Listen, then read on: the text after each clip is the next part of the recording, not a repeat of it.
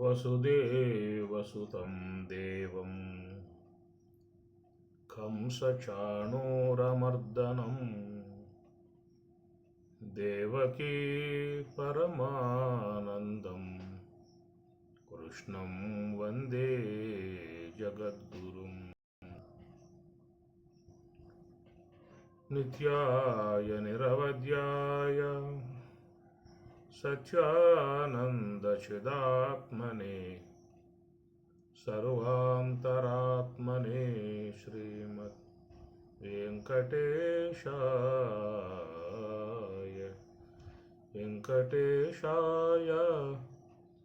శ్రీనివాసాయ మంగళం, సిద్ధివిలాసాయ మంగళం.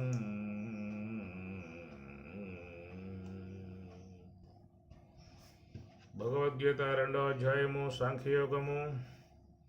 ఏషా బ్రాహ్మీ స్థితి పార్థ నైనాం ప్రాప్య విముహ్యతి స్థిత్వా స్యాం అంతకాలే అపి బ్రహ్మ నిర్వాణం వృచ్ఛతి.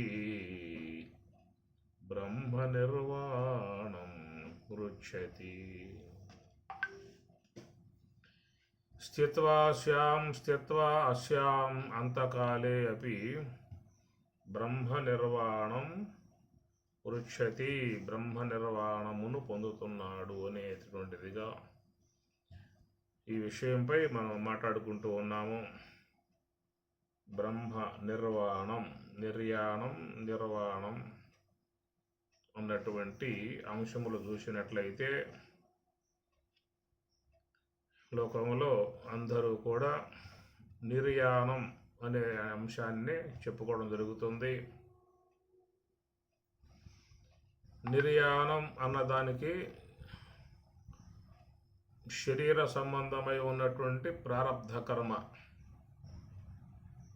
శరీర సంబంధమై ఉన్నటువంటి ప్రారబ్ధ కర్మ అయిపోతే అది నిర్యాణం అందరికీ వచ్చే విధానమే.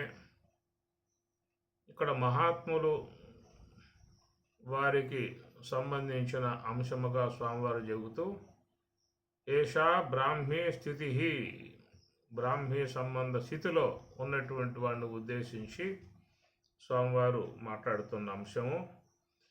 ఆయనకు చెప్పినట్లయితే బ్రహ్మ నిర్వాణం అనేది వాడబడుతుంది. లభంతే బ్రహ్మ నిర్వాణం ఋషయః క్షీణ కల్మష. అనగా ఏమిటి అంటే, ఈ కర్మ సముదాయము అనేది తీసుకున్నట్లయితే అది స్థూల దేహము, సూక్ష్మదేహం రెండింటి యందు చేరి ఉంటాయి. ఇక కారణదేహము, మహాకారణము అనేటువంటి లోపల ఉన్నాయి. ఇంకా కారణదేహము ఉన్నది, మహాకారణము ఉన్నది. వాటిల్లో ఏ కర్మ అంశాన్ని చెప్పే అవకాశాలు లేవు. సంచిత కర్మ అనేది కారణదేహములో ఉన్నది అని చెప్పి అన్నాం అనుకోండి, అంగీకార యోగ్యంగా ఉందా? లేదా సంచిత కర్మ మహాకారణములో చేరి ఉన్నది అన్నాం అనుకోండి, అది ఎట్లా ఉంటుంది? మహాకారణములో ఈ సంచిత కర్మ అంతా ఉన్నది. అక్కడి నుంచే ప్రారబ్ధం అనేటువంటిది మళ్ళీ తిరిగి ఈ జీవునికి అనుభోక్తవ్యముగా వస్తూ ఉన్నది అనేటువంటిదిగా చెప్పే అవకాశం లేదు. మహాకారణములో చేరి ఉండదు, కారణదేహములోనూ చేరి ఉండదు. ఈ మహాకారణము, కారణము అనేటువంటివి అవి ఒకటి జన్మకారకము, ఒకటి మోక్షకారకం. అందువల్ల కారణము అన్నారు. మోక్షకారకముగా ఉన్నదేమో మహాకారణము,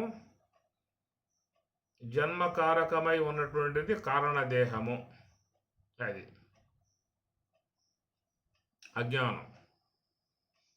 ఒకటేమో అజ్ఞానం, దాన్ని అపరావిద్య అన్నారు. కారణదేహాన్ని అపరావిద్య అన్నారు. మహాకారణాన్ని పరావిద్య అన్నారు.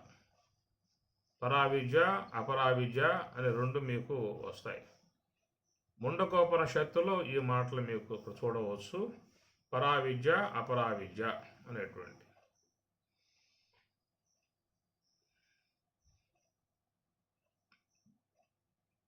ఋగ్వేదో యజుర్వేద సామవేదో అధర్వణ ఇవన్నీ కూడా తద అపరా యయా యయా యయా దేని చేత బ్రహ్మము యొక్క ప్రాప్తింపబడుతుందో దానిని తదా అది పరా అన్నారు. మోక్షకారకమై ఉన్నదాన్ని పరావిద్య అన్నారు. బంధకారకమై ఉన్నదాన్ని అపరావిద్య అన్నారు. ఈ పరావిద్య అపరావిద్యల యొక్క అంశముగా భగవద్గీతలో పరమాత్మ కూడా ఒక సందర్భంలో చెప్పిన అంశం ఉన్నది. మోఘాశ మోఘకర్మాణ మోఘజ్ఞాన విచేతసః రాక్షసీం ఆసురీం చైవ ప్రకృతిం మోహినీం శ్రితాః. దాని స్వామివారి నామ పదాలు వాడారు. రాక్షసీం ఆసురీం మోహినీం ఇన్ని పదాలు వాడారు. మోఘాశ ఆశను పుట్టింపజేస్తుంది. మోఘ కర్మాణ వ్యర్థ కర్మలు చేయిస్తుంది. మోఘ జ్ఞాన వ్యర్థ సంబంధమైన జ్ఞానాలను సంపాదింపజేస్తుంది. ఈ విధముగా ఉన్నటువంటి దాన్ని స్వామివారు భగవద్గీతలో అది రాక్షసీం ఆసురీం చైవ ప్రకృతిం మోహినీం శ్రితాః. ఇది ఆసురీ సంబంధమై ఉన్నటువంటి అపరా ప్రకృతి యొక్క సంబంధమై ఉన్న లక్షణాలు స్వామి చెప్పుకొస్తారు. ఇక పరా విద్య గురించి చెప్తూ మహాత్మానస్తు మాం పార్థ దైవీ ప్రకృతిం ఆశ్రితాః భజంతి అనన్య మనసః జ్ఞాత్వా భూతాదిం అవ్యయం. మహాత్మానః తు మహాత్ములు అన్నట్లయితే మాం పార్థ దైవీ ప్రకృతిం ఆశ్రితాః దైవీ ప్రకృతిని ఆశ్రయించిన వారు. అది మహాకారణముగా చెప్పబడేటువంటిది. ఇట్లా మహాత్ములు ఆశ్రయించి ఉన్నటువంటి ప్రకృతి సామాన్యులు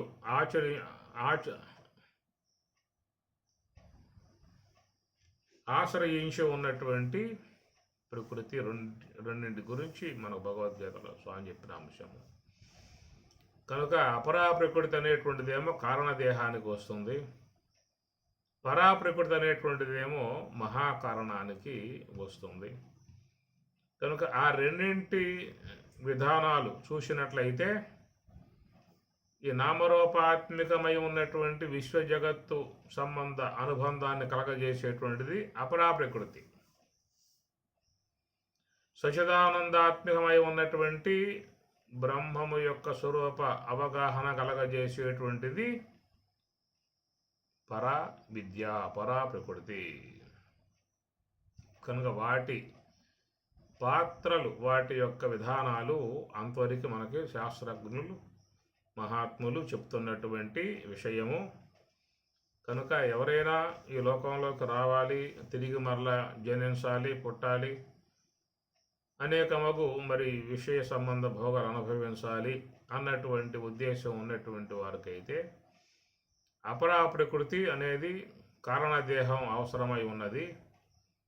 నాకు ఈ లోకంలోకి రావాలనే అపేక్ష లేదు, మోక్షం యొక్క స్థానంలో చేరిపోవాలి, బ్రహ్మైక్య భావన పొందాలి, బ్రహ్మస్వరూపులమై భాషించాలి, బ్రహ్మ జ్ఞానముతో తరించాలి అన్నటువంటి అపేక్ష ఉన్నటువంటి వారు అనేట్లయితే వారు పరా ప్రకృతిని ఆశ్రయించాల్సి ఉంటుంది. అందువల్ల ఇట అట అనేటువంటి విషయంగా ఉన్నటువంటి వారికి ఈ రెండు ఆధారం. ఇట అట అనగా ఇహం వైపుక పరం వైపుక. ఈ శరీరాల వైపుగా మోక్షం వైపుగా అనే విధానాలుగా ఉన్నటువంటి ఏంటంటే కారణదేహము అనగా పరాప్రకృతి అపరాప్రకృతి అనేటువంటి రెండు వాటి ప్రయోజనములతో ఉన్నటువంటివి అని అర్థం.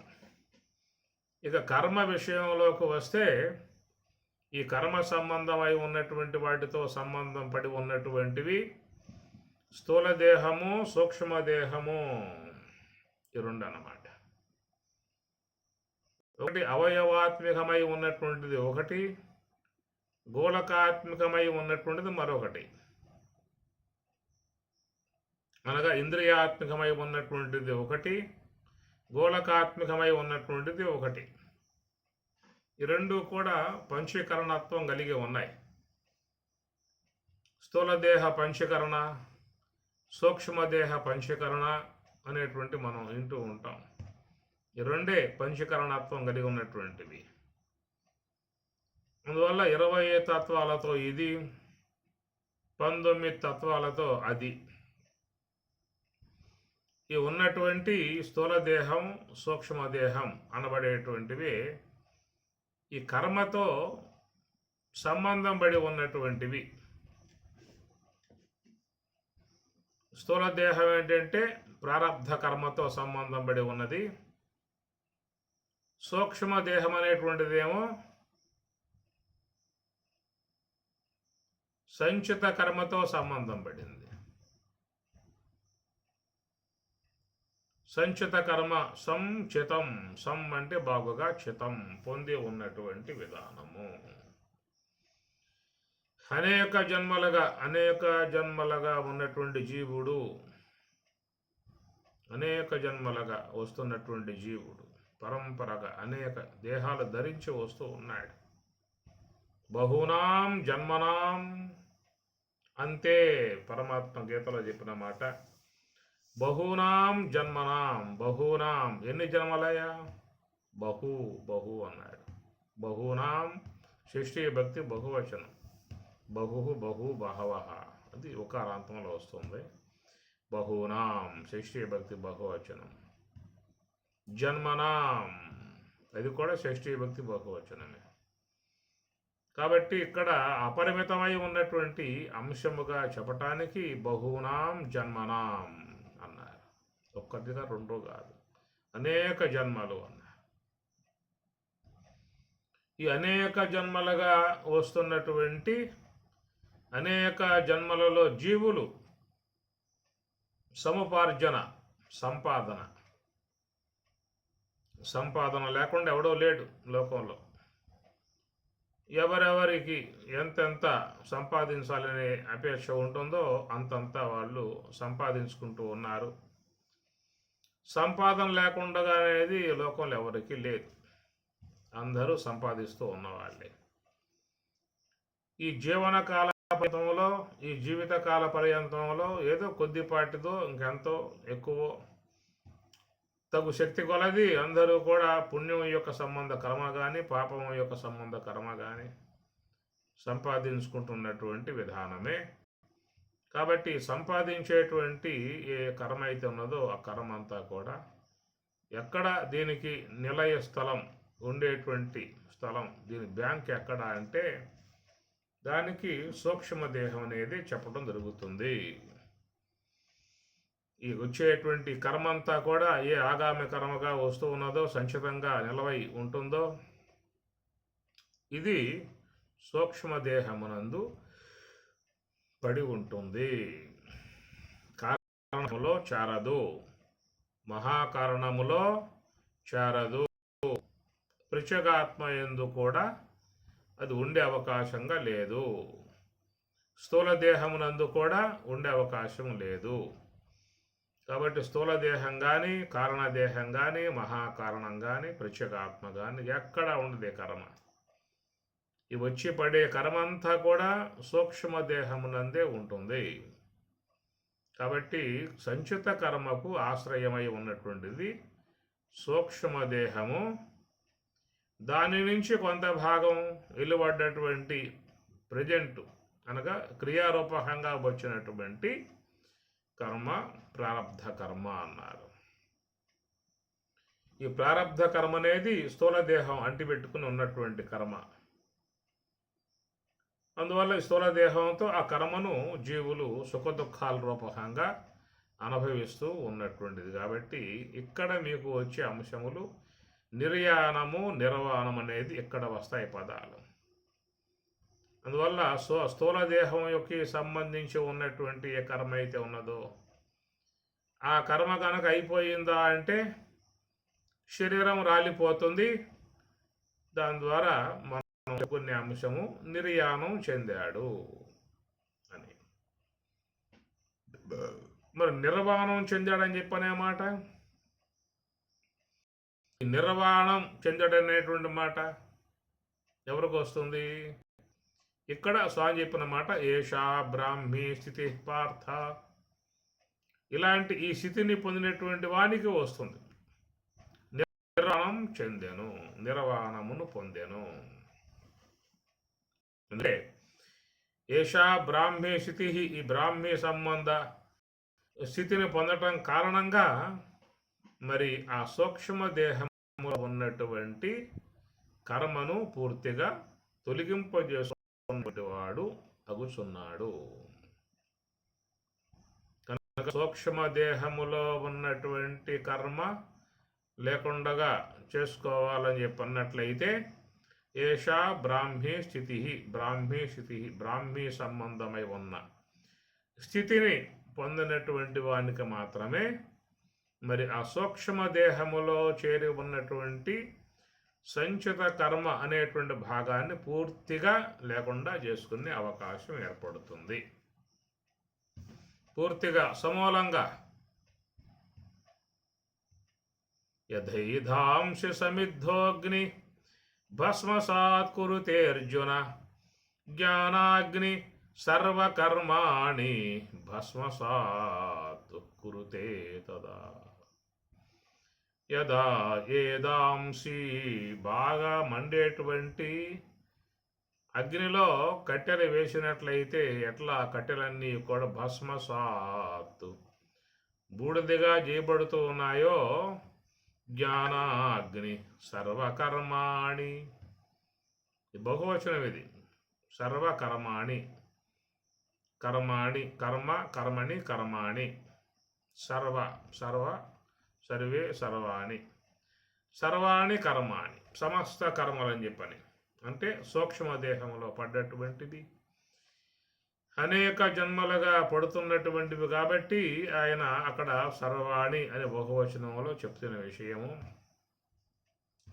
ఈ కర్మ అంతా కూడా జ్ఞానాగ్ని దగ్ధ కర్మ అని, జ్ఞానాగ్ని ద్వారా మొత్తం కూడా కాలిపోవడం జరుగుతుంది.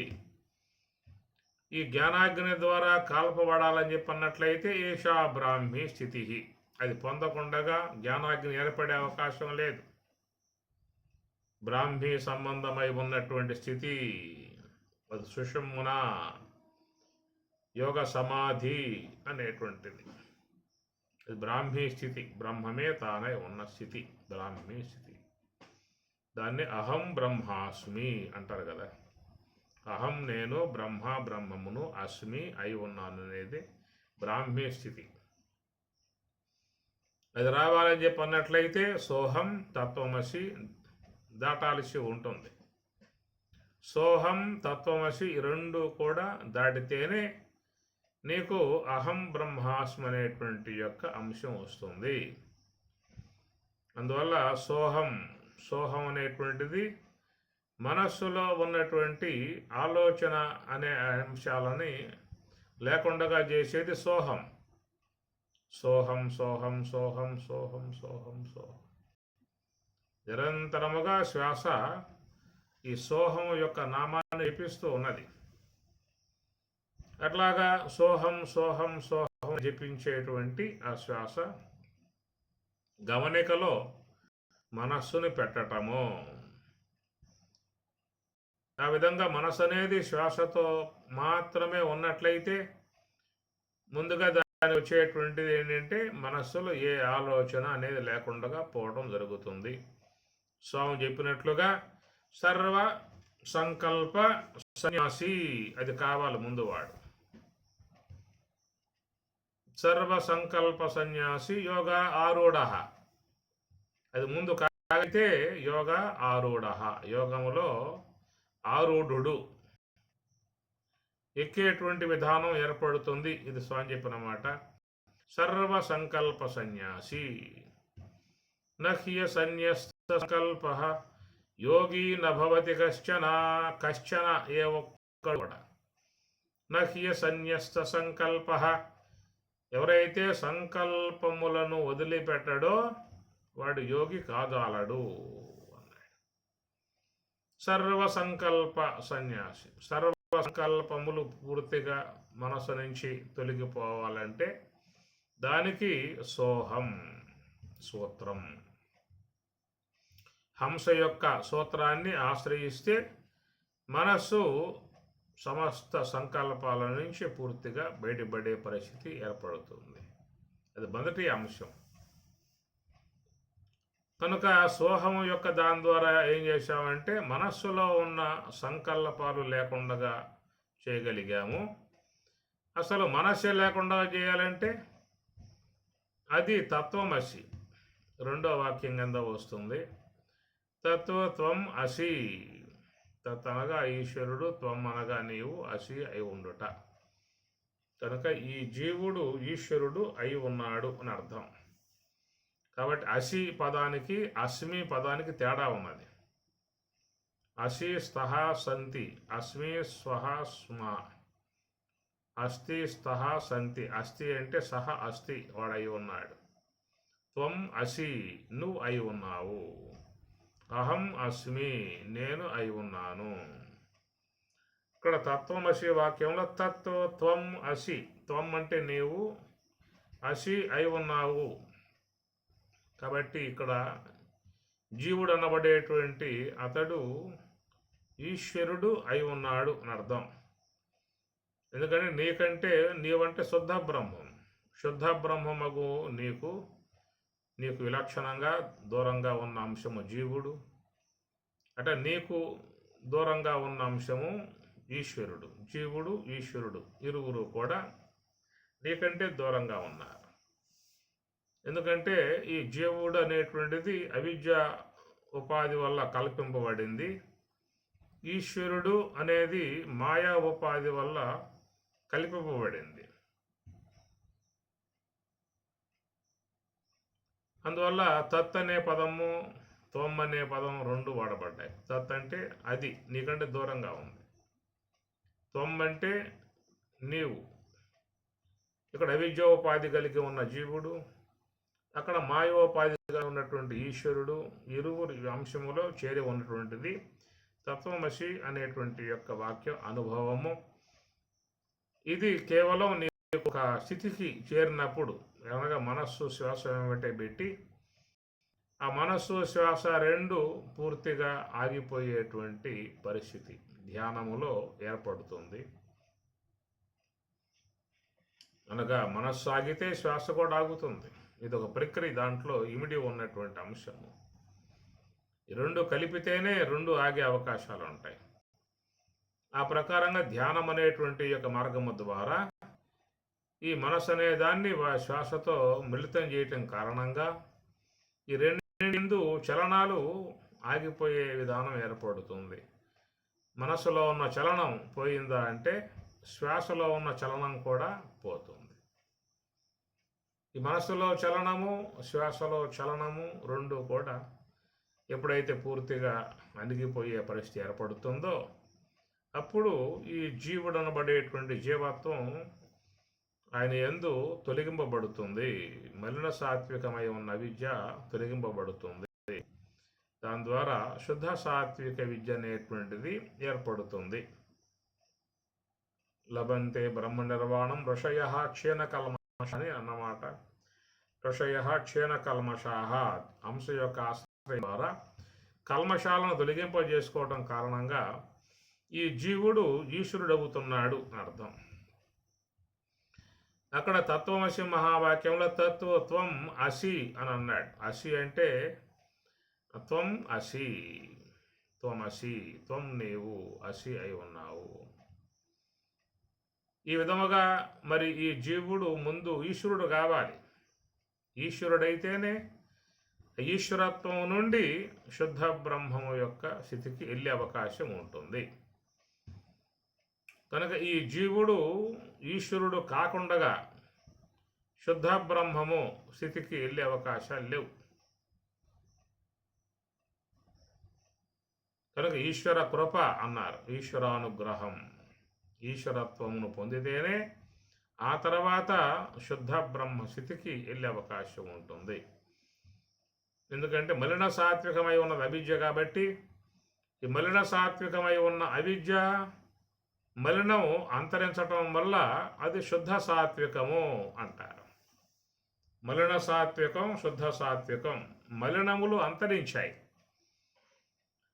కారణం నివృత్తి యొక్క మార్గము ద్వారా, హంస యొక్క ఆశ్రయం ద్వారా మలినాలని పోగొట్టుకోవటం కారణంగా మలిన సాత్వికం అంతరించినప్పుడు శుద్ధ సాత్వికమే ఉంటుంది. ఆ శుద్ధ సాత్వికమును అనుసరించి ఆయన్ని ఈశ్వరుడు అంటారు. కాబట్టి అక్కడ త్వమసి, త్వం తత్తు అసి, నీవు అయి ఉన్నావు అన్నారు. కానీ ఈశ్వరుడవై ఉన్నావు. అక్కడ జీవుడుగా ఉన్న నీవు ఈశ్వరుడవై ఉన్నావు. మరి ఆ ఈశ్వరత్వం నుండి శుద్ధ బ్రహ్మం స్థాయికి చేరుకోవాలి. కాబట్టి ఆ ప్రకారంగా శుద్ధ సాత్వికమై ఉన్నటువంటి విద్యను కూడా దాటాలి. అవిద్యయా మృత్యుం తీర్త్వా విద్యయా అమృతం అశ్నుతే. అవిద్యయా మృత్యుం తీర్త్వా, అవిద్య ద్వారా మృత్యువును దాడుతూ ఉన్నాడని, విద్యయా అమృతం అశ్నుతే, విద్య ద్వారా అమృత ప్రాప్తిని పొందుతున్నాడు. ఈశావాస్యం. కాబట్టి ఈ ప్రకారంగా హంస యొక్క ఆశ్రయం ద్వారా మరి ఈ జీవత్వమును దాటటం జరిగింది. దాటినప్పుడు అక్కడ ఉన్నటువంటి ఈశ్వరత్వం యొక్క శుద్ధ సాత్విక విద్యతో చేరువన ఈశ్వరత్వం ఉన్నదో, ఆ ఈశ్వరత్వమును కూడా అధిగమించినప్పుడు అక్కడ శుద్ధ సాత్విక విద్య ఉపాధి కూడా తొలగిపోయింది. మలిన సాత్విక విద్య ఉపాధి, శుద్ధ సాత్విక విద్య ఉపాధి, రెండు ఉపాధులే. అస్మిన్ లోకే ద్వాపురుషౌ స్థౌ, పరమాత్మ అన్నమాట.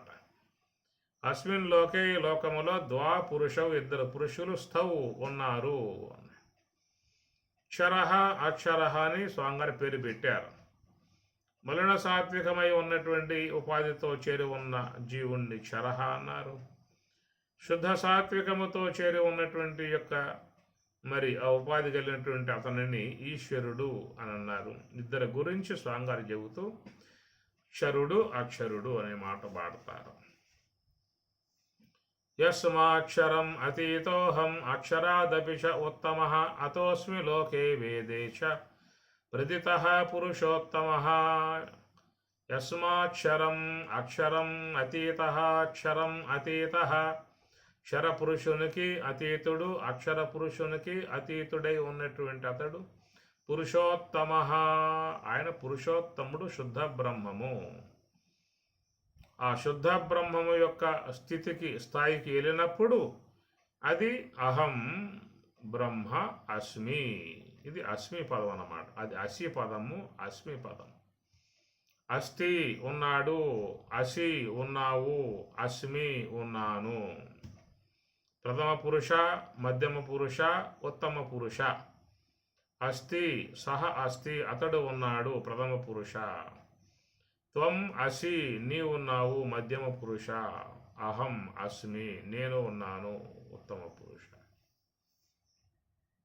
కాబట్టి ఇక్కడ తత్వమసి మహావాక్యంలో తత్వత్వం అసి, అది మధ్యమ పురుష. అహమస్మి, ఉత్తమ పురుష.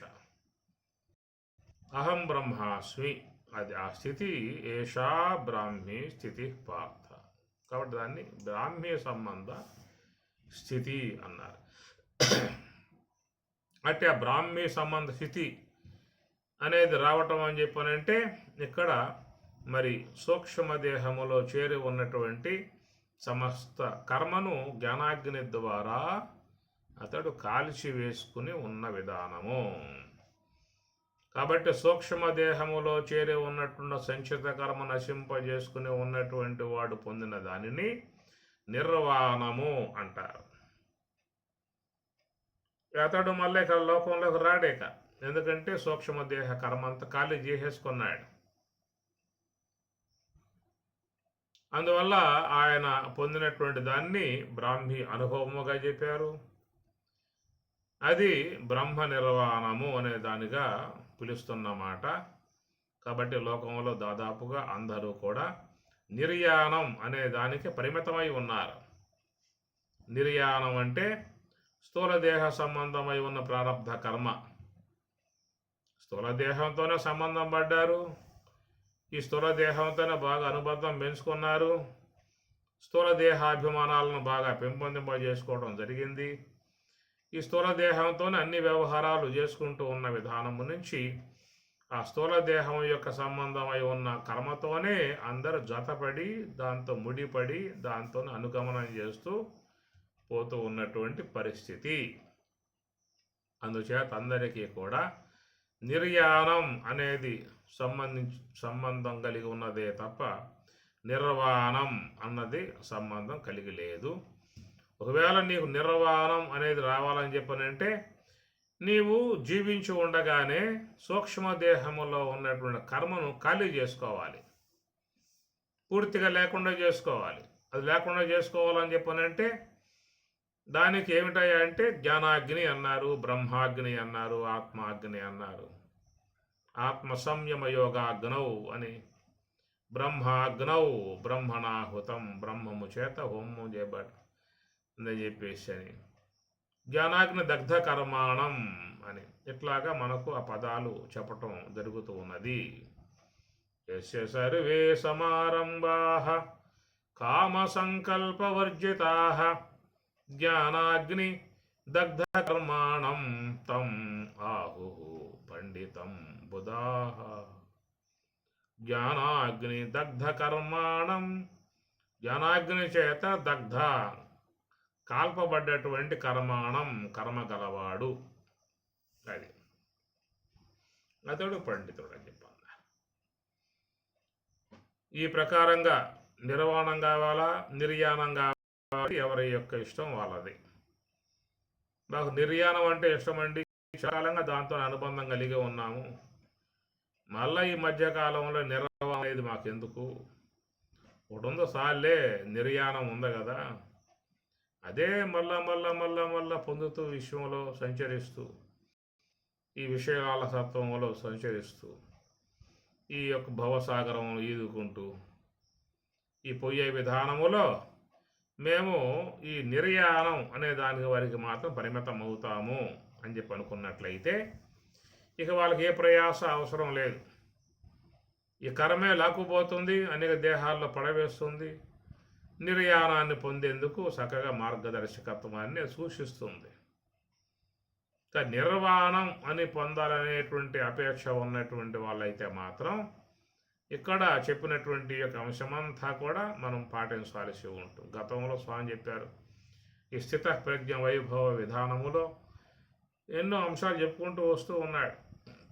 యదా దీపో నివాతస్థో నేంగతే సోపమా స్మృత యోగినః యతచిత్తస్య యుంజతో యోగమాత్మనః ప్రసాదే సర్వదుఃఖానాం హానిః అస్య ఉపజాయతే ప్రసన్నచేతసః బుద్ధిః పర్యవతిష్ఠతి రాగద్వేష వియుక్తైస్తు విషయానింద్రియైశ్చరన్ ఆత్మవశ్యైః విధేయాత్మ ప్రసాదం అధిగచ్చతి. ఇవన్నీ ఏమిటని చెప్పానంటే ఈ బ్రహ్మ నిర్వాణం వైపుకి ప్రయాణం చేయడానికి గల మార్గాలన్నీ కూడా స్వామివారి ఇక్కడ మనకు చెప్పటం జరిగింది.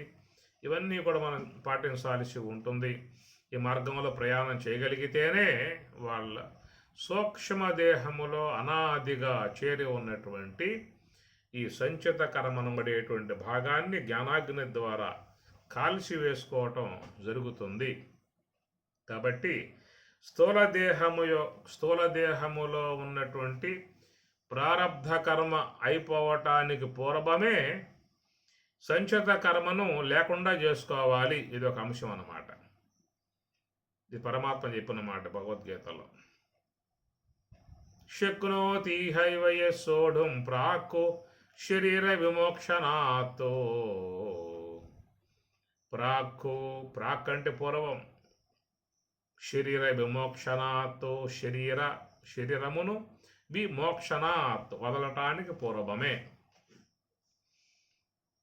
అనగా ప్రారబ్ధ కర్మగా చేరి ఉన్నటువంటి స్థూల దేహాన్ని వదలటానికి పూర్వమే నీవు సూక్ష్మ దేహములో ఉన్నటువంటి సంచిత కర్మను జయించాలి, దాన్ని లేకుండా చేసుకోవాల్సి ఉంటుంది.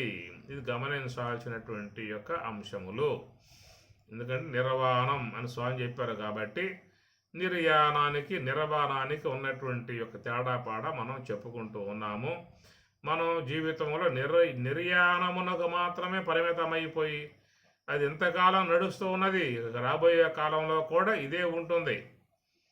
కనుక ఇది మాత్రం అందరికీ కూడా చాలా చక్కగా అనుగమనంగా ఉన్నటువంటి విధానము. ఇక్కడ చెప్పే విధానంగా, స్వాములు చెప్పే విధానంగా నిర్వాణం అనేది ఒక అంశం చెప్పుకొచ్చిన విధానములో నీ సూక్ష్మ దేహములో ఉన్న కర్మను స్థూల దేహములో ఉన్న కర్మ అయిపోవటానికి పూర్వమే నువ్వు దాన్ని లేకుండా చేసుకోవాల్సి ఉంటుంది. ప్రాక్ శరీర విమోక్షణాత్. ఈ శరీరాన్ని వదలటానికి పూర్వమే నువ్వు ఈ పని ముగింపజేసుకోవాలి. చేసుకున్నట్లయితే నీకు ఏషా బ్రాహ్మీ స్థితి, దాని ద్వారా బ్రహ్మ నిర్వాణం అనేటువంటిది అంశము సిద్ధిస్తుందనేటువంటి దాన్ని అందరూ కూడా గమనించాల్సిన అంశము. ఓం సహనావతు సహనౌ భునక్తు సహ వీర్యం కరవావహై తేజస్వినావధీతమస్తు మా విద్విషావహై. ఓం శాంతి శాంతి శాంతి. హరి ఓం తత్సతు. శ్రీ గురుభ్యో నమః. హరి ఓం.